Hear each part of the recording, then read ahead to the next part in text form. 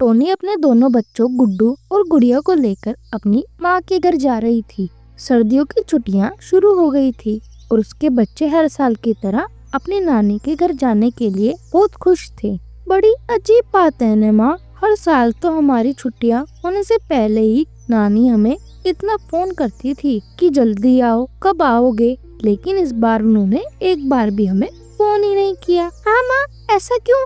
क्या नानी हमसे नाराज है क्या? अरे नहीं नहीं मेरे बच्चों, ऐसा कुछ भी नहीं है। अभी हम लोग नानी के पास जाएंगे ना, वो हम सबको देखकर बहुत खुश हो जाएंगी। थोड़ी देर में वो सब अपनी नानी के घर पहुंच गए। टोनी ने अपने घर का दरवाजा खटखटाया, लेकिन बहुत देर तक उसकी माँ घर से बाहर ही नहीं आई। अरे ये क्या, माँ दरवाजा क्यों नहीं खोल रही? क्या वो घर पर भी है? वैसे भी हमने उन्हें अपने आने के बारे में बताया ही नहीं था। नहीं नहीं, वो देखो ना माँ, दरवाजा बाहर से बंद नहीं है। अगर नानी कहीं गई होती तो यहाँ ताला लगा होता, इसका मतलब कि वो अंदर ही है। थोड़ी देर में उनकी नानी बाहर आ जाती है। वो टोनी और उसके बच्चों को देखकर खुश नहीं होती। अरे माँ, मैं कब से दरवाजा खटखटा रही थी मगर आप गेट खोल ही नहीं रही थी। क्या हुआ, आप सो रही थी क्या? हाँ, मैं सो ही रही थी, लेकिन तुम लोग यहाँ ऐसे अचानक क्यों आ गए?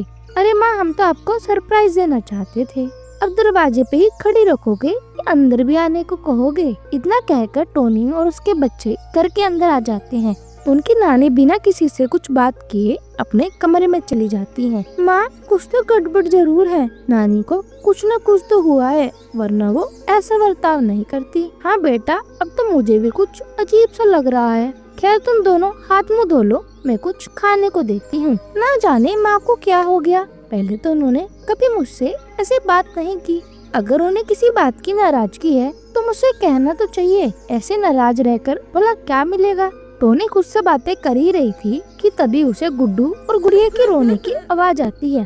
अरे ये क्या, ये बच्चे क्यों रो रहे हैं? इनका फिर से आपस में झगड़ा हो गया क्या? टोनी भाग के जाती है और देखती है कि गुड़िया एक तरफ गिरी पड़ी थी और रो रही है, वहीं दूसरी तरफ गुड्डू को उसकी नानी डांट रही थी। माँ, आप ये क्या कर रही हो? तभी उसकी माँ गुस्से में बोलती है, तूने अपने बच्चों को तमीज नहीं सिखाई है क्या? मैंने इनको साफ मना किया था कि कुछ भी हो जाए ये ऊपर मेरे कमरे में ना आए, लेकिन इन्होंने मेरी बात नहीं मानी। अरे माँ, ये तो बच्चे ही हैं ना, इनसे गलती हो गई, आप इन्हें मार क्यों रही हैं? मुझसे जुबान मत लड़ा, ये मेरा घर है और जो मैं कहूँगी वो सभी को मानना होगा, इसलिए अब अगर किसी ने भी मेरा कहा नहीं माना तो उसकी खैर नहीं। इतना कहकर टोनी की माँ गुस्से में वापस अपने कमरे में चली गई। टोनी और उसके बच्चे ये सब देखकर बहुत परेशान थे। मम्मा, मुझे यहाँ नहीं रहना, चलो हम वापस अपने घर चलते हैं। नहीं बच्चों, ऐसे नहीं बोलते, नानी माँ तुम दोनों से कितना प्यार करती है ना, तो क्या हुआ अगर उन्होंने थोड़ा सा तुम्हें डांट दिया तो? नहीं माँ, वो हमारी नानी माँ नहीं है। गुड्डू, ये तुम क्या कह रहे हो? गुड्डू की बात सुनकर टोनी दंग रह जाती है। बेटा, मुझे कुछ भी समझ नहीं आ रहा कि तुम क्या कह रहे हो, जरा ठीक से तो बताओ मुझे। माँ, मैं और गुड़िया खेल रहे थे और खेलते खेलते हमारी बॉल नानी के कमरे में चली गई थी। जब हम उसे लेने गए तो हमने देखा कि नानी के कमरे में एकदम अंधेरा था। फिर गुड़िया ने कमरे की लाइट जला दी और नानी वहाँ नहीं थी। क्या? तो फिर कहाँ थी? माँ, नानी की जगह कमरे में एक डरावनी सी चुड़ैल थी और वह छत की दीवार पर उल्टी लटकी हुई थी। क्या?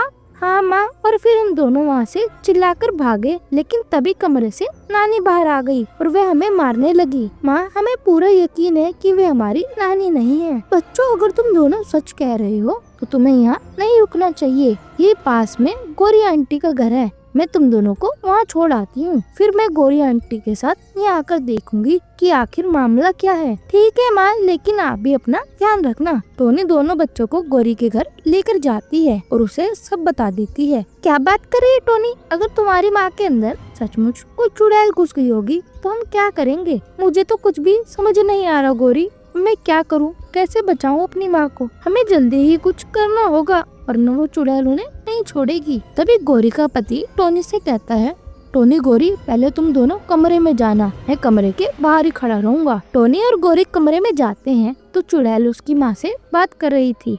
चुड़ैल टोनी को हवा में उड़ा देती है, लेकिन तभी पीछे से गौरी का पति आ जाता है।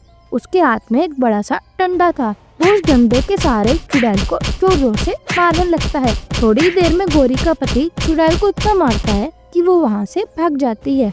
ऐसा करने से टोनी और उसकी माँ चुड़ैल के चुंगल से आजाद हो जाती है। गौरी, अगर तुम और तुम्हारे पति आज नहीं होते तो आखिर मेरी माँ का क्या होता? मैं शायद उन्हें हमेशा हमेशा के लिए खो देती। और तो ये चुड़ैल मुझे और मेरे बच्चों को भी मारना चाहती थी। तुम्हारा बहुत बहुत धन्यवाद। और फिर सब कुछ पहले जैसा हो जाता है।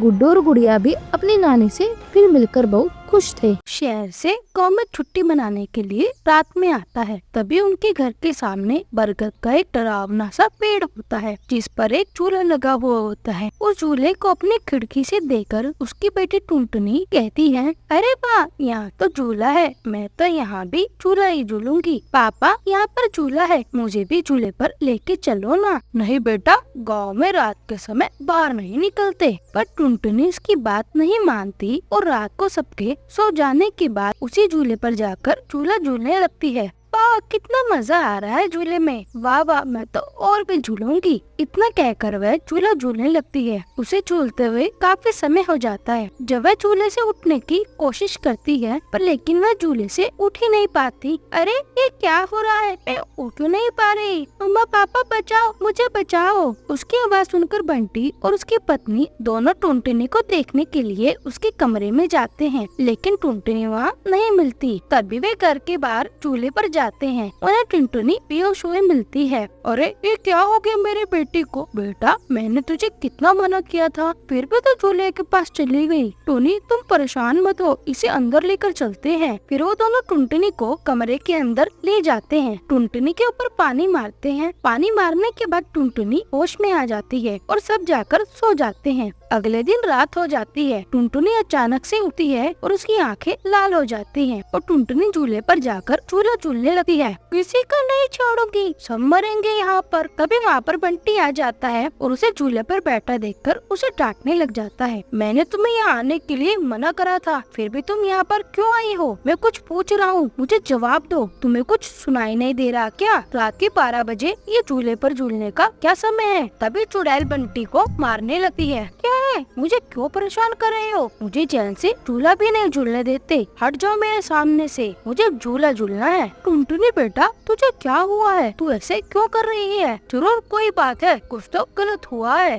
हाँ, गलत तूने किया है, यहाँ पर आकर तुझे नहीं छोड़ूंगी। तभी वहाँ पर टोनी भी आ जाती है।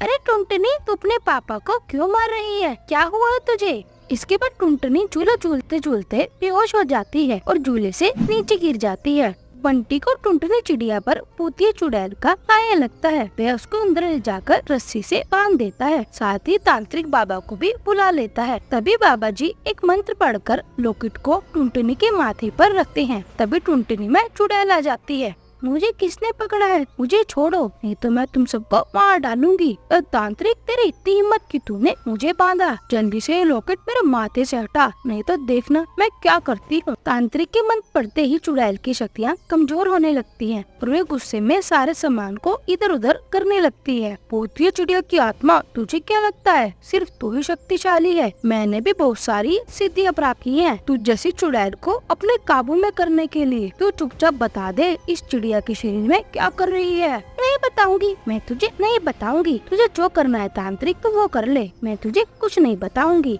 तभी तांत्रिक बाबा उसके ऊपर एक विभूति फेंक देते हैं। तभी चिड़िया गाना गाने लगती है। मैं तेरी दुश्मन, दुश्मन तू मेरा, मैं नागिन तू सपेरा।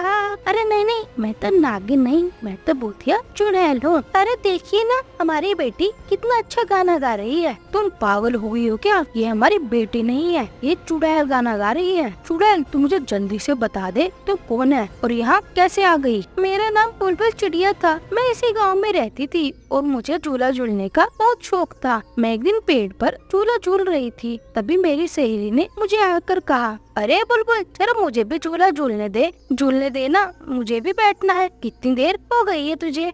थोड़ी देर रुक जा, पहले तू मुझे झूला दे दे। तो देख मैं तुझे कैसा झूला देती हूँ। ऐसा धक्का देकर जाऊंगी कि तू जिंदगी भर भी भूल नहीं पाएगी। ऐसा बोलकर सुंदरी कवि अपने सहेली को जोर जोर से झूला देने लगती है। फिर बुलबुल चिड़िया को इतने जोर से धक्का देती है कि बुलबुल चिड़िया झूले से नीचे गिर जाती है। और उसकी मौत हो जाती है। तब से मैं एक चुड़ैल बन गई हूँ और मरने के बाद मैं तब से इस चूल्हे पर किसी को भी नहीं झूलने देती हूँ। और फिर मैंने अपनी सहेली सुंदरी कौवी को भी मार डाला और जो भी मेरे झूले पर बैठता है मैं उसे भी मार देती हूँ। टुनटुनी चूल्हे पर आई तो मैंने उसके शरीर पर कब्जा कर लिया। बस अब तेरा जाने का समय आ गया है। इतना कहकर तांत्रिक बाबा चुड़ैल पर गंगा जल छिड़क देते हैं और भूतिया चिड़िया की आत्मा टुनटुनी के शरीर से बाहर निकल जाती है और सभी हंसी खुशी रहने लगते हैं।